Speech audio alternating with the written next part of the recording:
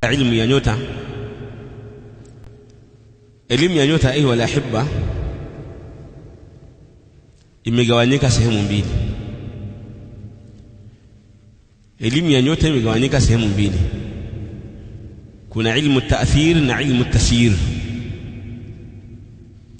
Elimu ya nyota kuna ile elimu ya mtu kuitakidi kwamba nyota ina athiri yenyewe, yani nyota yenyewe inaweza kufanya, na nyota inaweza kusababisha katika huu ulimwengu, katika hii dunia chochote, inaweza ikafanya mvua ikanyesha, yani bidii ya kumtegemea Allah, bidii ya kadha na kadha, yani yenyewe ikatoa mvua, ikasababisha mtu akafa, ikasababisha mtu akapata utajiri, ikasababisha chochote kile. Hii inaitwa ilmu ta'thir.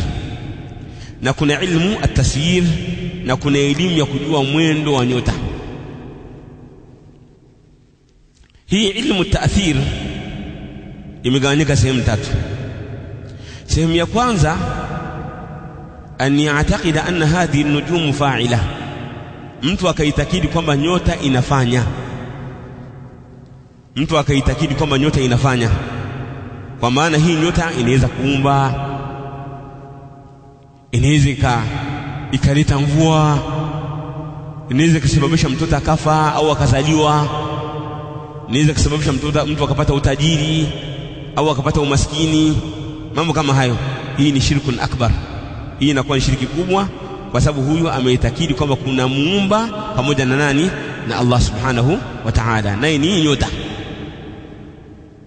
Na katika hadithi ya Bwana Mtume sallallahu alaihi wasallam katika hilo, katika hadithi, siku moja katika sulhu katika Hudaybiyah ilinyesha mvua usiku.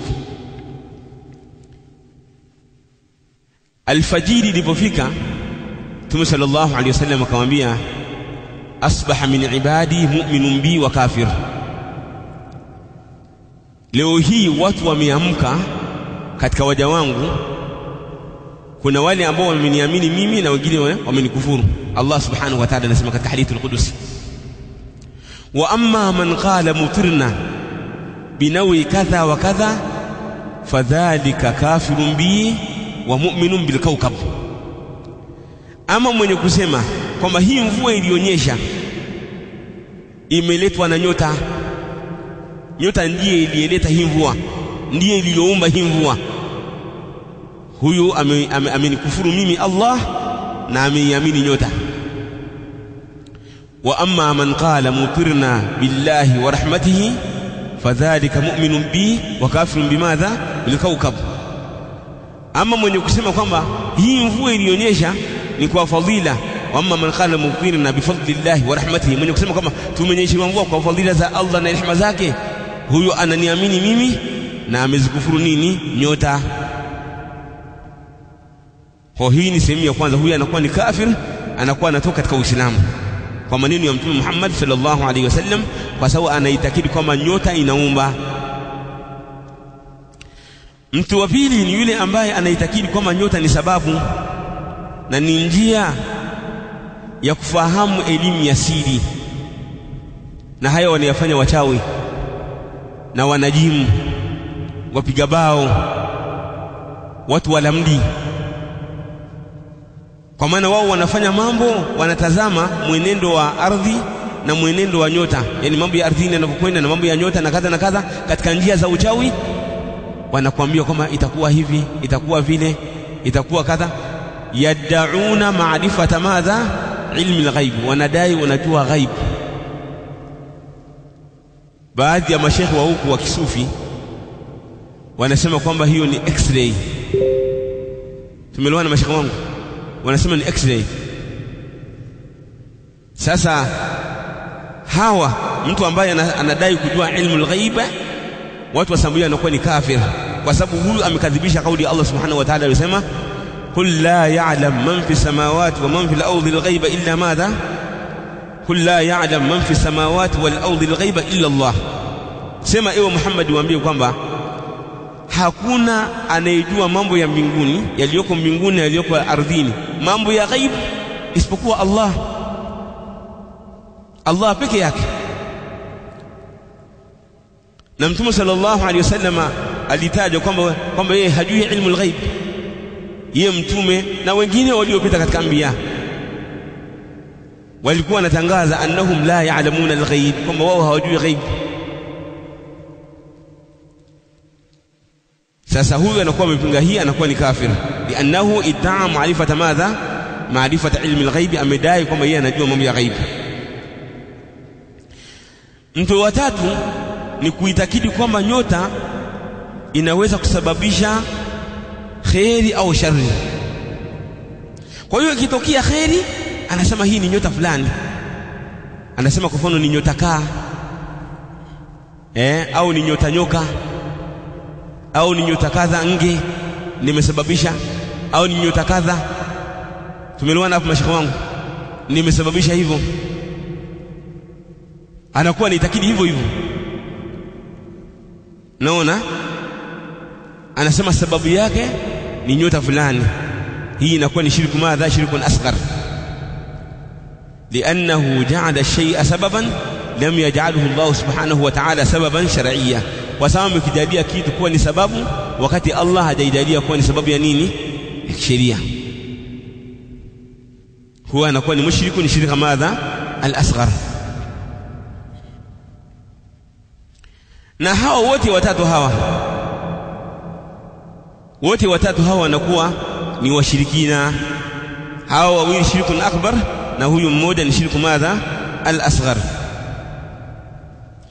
Na ama ilmu at-tasyir, elimu ya kujua mwenendo wa nyota, yani ukajua kwamba sasa, na hii inakuwa inatumiwa na wale ambao wanaendesha vyombo vya baharini.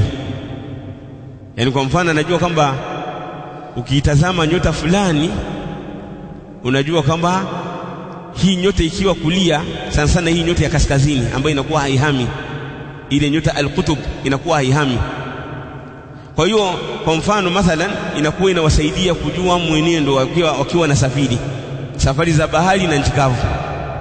Anatazama ile nyota kama ikiwa sehemu fulani kulia kwa nyota hiyo ndio unaingia katika mji fulani, au wanaitumia limaarifati al-qibla, kujua kibla. Kwa mfano mtu alipokuwa al-Kaaba anajua kwamba ukiwa al-Kaaba Tanzania itakuwa iko kusini. Kwa hiyo je, nilipokuwa kwenye al-Kaaba ile nyota ilikuwa wapi? Anaitazama ile al-Kaaba kwamba ile nyota wakati kwenye al-Kaaba labda ilikuwa upande wa kulia. Kwa hiyo nikiwa Tanzania nitaitazama ile nyota kama nilipokuwa kulia niko sehemu fulani, ile nyota ilikuwa kulia, kwa hiyo upande huu ndo nini? Ndio upande wa kibla. Ndio walikuwa wanafanya hivyo wazee wetu zamani. Hazikuwepo zile dira hizi za kuonyesha kwamba unaiweka inakuonyesha kadha. Hapana, walikuwa wanatumia nini? Walikuwa wanatumia njia kama hiyo ya kutazama nyota. Anaiangalia ile nyota kwa sababu haihami, tofauti na zile nyota nyingine ambazo zinakuwa zinatembea au zinahama. Hii ni kujua mwendo wa nini? Mwendo wa nyota. Kwa hiyo wanakuwa wanazitumia katika mambo ya dunia kujua njia, kama watu ambao wanakuwa wanaendesha meli, wanaendesha boti au ndege au wama ila dhalika, au wanakuwa wanajua kibla katika masuala ya nini? Ya ibada. Na hapo ndipo inapokuja kauli ya Qatada ibn Daama Sadusi rahimahullah, anasema khalaqa Allahu hadhihi an-nujum li thalathin, Allah ameziumba hizi nyota kwa ajili ya mambo mangapi? Mambo matatu tu basi. Jambo la kwanza, zinatan lis-sama, ni kwa lengo la kupamba nyota, nini? Kupamba mbingu, kwa lengo la kupamba mbingu. Wala qad zayyana as-samaa ad-dunya bimasabih, kwa maana zipo nyota kwa lengo la kupamba, ni mapambo yanapamba nyota nani? Mbingu. Jambo la pili, hujuma lishayatin, kwa lengo la kuwapopoa mashetani. Kwa mashetani wale mustariqu samu, wale ambao wanakuwa wanaenda mbinguni kwa lengo la kuiba, wakikaribia wanapigwa vile vimondo vile, wanapigwa. Waja'alnaha rujuma madha? Rujuma lishayatin wa alamati yuhtada biha, na nyota zimejaliwa kuwa ni alama ambazo watu huwa wanaongozeka njia au kutumia kwa lengo la kujua kibla katika masuala ya ibada, kama alivyosema Allah subhanahu wa ta'ala, wa alamatin wa bin najmi hum yahtadun, na ni alama, na kupitia nyota wao wanaweza kujua njia na kujua upande wa nini kuelekea qibla.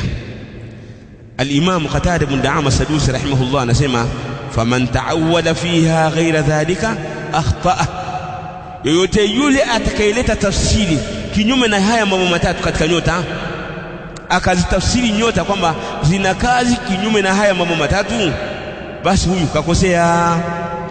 Wa Allah nasibahu, na atakuwa amepoteza fungu lake la akhira. Watakallafa ma la ilma lahu bihi, na atakuwa amejikalifisha mambo ambayo hana ujuzi nayo. Akitafsiri kwamba hii nyota ni njia ya kujua ilmu al-ghaib, elimu ya ghaib, au hii nyota ni sababu ya nini, ni sababu ya kuleta khairi au shari, au hii nyota inaweza kuumba au kuleta nini kadha na kadha, huyu mtu atakuwa amekosea na amepoteza fungu lake la akhira. Kwa haya masala mazima ya watu, mtu akiwa ameharibikiwa na maisha anaenda kwa wanajimu au waganga wa kishirikina kwa lengo la kwenda kuosha nyota, haya mambo ni haramu. Mtume sallallahu alaihi wasallam ameyakataza. Mtume amesema man ata arrafan fasalahu an shay'in fasaddaqahu lam tuqbal lahu salatun 40 yawma, yote yule mwenye kwenda kwa mganga wa kishirikina, kohani, mnajimu, akamsadikisha anayoyasema, hayatukubaliwa swala kwa muda siku 40. Utaswali lakini swala haikubaliwi. Utakuta mtu anaenda kwenda kuosha nyota, kuisafisha, anaenda kutengeneza mambo yake yawe safi kwa kohani au kwa mnajimu au kadha na kadha, angoja nipeleke ndoto yangu kwa mnajimu, anaenda kufuata utabiri, swala yake haitokubaliwa kwa muda siku 40. Na katika hadithi Mtume sallallahu alaihi wasallam anasema man ata kahinan fasaddaqahu bima yaqul, mwenye kwenda kwa kohani akamsadikisha anayoyasema, faqad kafara bima unzila ala Muhammadin sallallahu alaihi wasallam, atakufuru yote au kwa hakika amekufuru yote ambayo yameteremka kwa Mtume Muhammad sallallahu alaihi wasallam. Kwa hiyo wale ambao wanatafuta utajiri, wanaotaka kwenda kusafisha nyota zao, wanataka nyota yake ing'ae, ateuliwe au achaguliwe au awe na mambo mazuri, apate vyeo vya hali ya juu, apate utajiri au amaila dhalika katika majambo, au anataka kufanya jambo lolote lile katika mambo mazuri ya kidunia, wategemea makohani au waganga wa kishirikina au wanajimu au wapiga ramli, basi aelewe kwamba amekufuru yote ambayo yameteremka kwa Mtume Muhammad sallallahu alayhi wa ala alihi wasallam. Wallahu ta'ala a'lam, wa sallallahu wa sallam wa baraka ala sayyidina Muhammad wa ala alihi wa sahbihi ajma'in, walhamdulillahi rabbil alamin.